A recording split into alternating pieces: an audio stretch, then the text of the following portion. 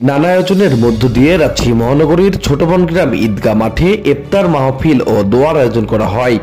আজ শুক্রবার বিকেল 5টার সময় এই আয়োজন অনুষ্ঠিত হয়েছে।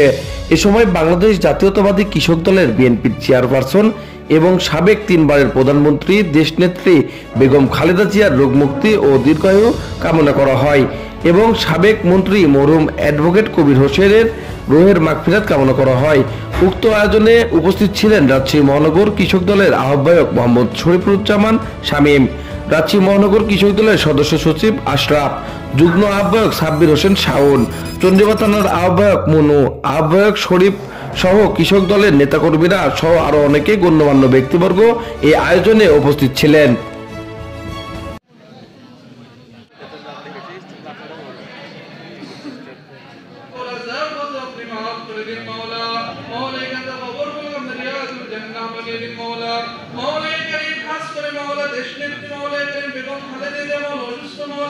মৌলা